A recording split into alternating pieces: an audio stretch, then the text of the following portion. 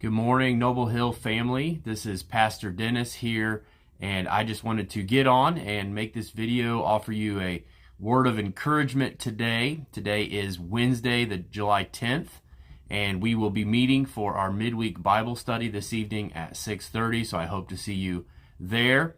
The students are doing well. I got an update yesterday that they're doing good. They're having a good time. There's about 180 total students there.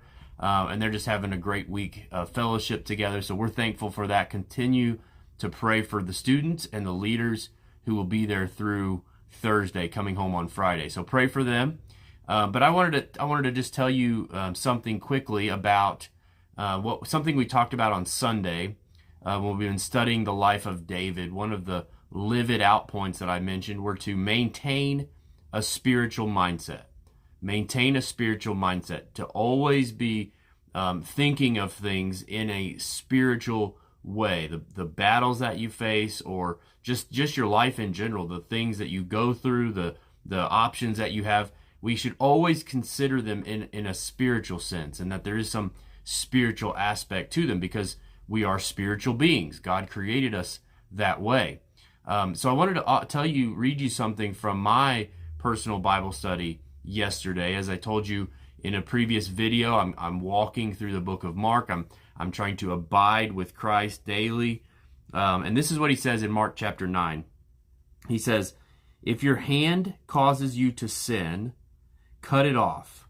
It is better for you to enter into life maimed rather than having two hands to go into hell, into the fire that shall never be quenched, where their worm does not die and the fire is not quenched." So he says that he talks about his disciples taking the sin in their lives seriously. So seriously, in fact, that he even says, he uses this illustration of, if your right hand or if your hand caused you to sin, to cut that hand off.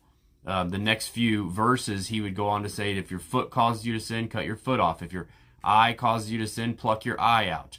And I don't necessarily think Jesus is talking about self-mutilation here and really chopping off body parts, because we know if we remove one hand that causes us to sin, then our other hand would cause us to sin. And if we remove one foot, then our other foot would cause us to sin. And one eye, our other eye would cause us to sin.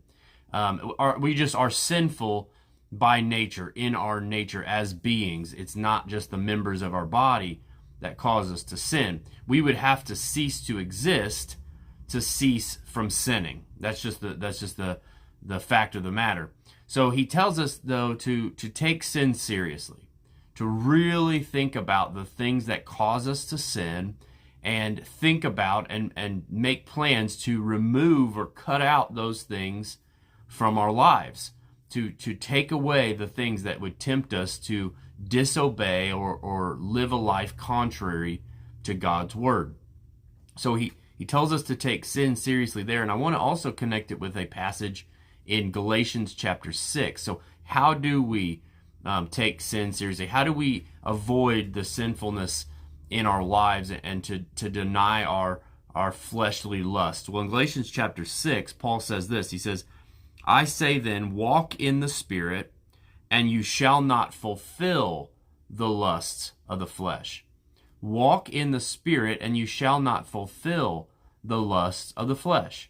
When we are living by God's Spirit, when we are letting God's Spirit to lead us and guide us and convict us and help us to understand what we should do, then we will not fulfill the lust of the flesh. We will deny our flesh. We will avoid the things that cause us to sin, as Jesus was talking about in Mark chapter 9.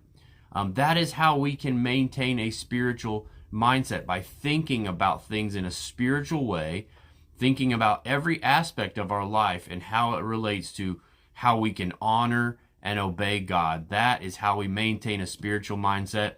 We walk by the Spirit, denying the lust of the flesh. We take sin seriously by cutting out the things that may cause us to sin. So I hope this encourages you today to think about all aspects of your life, how they relate to your relationship to God and your spirituality.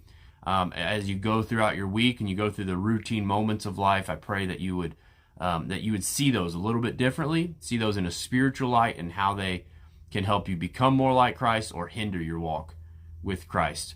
God bless. Have a great day.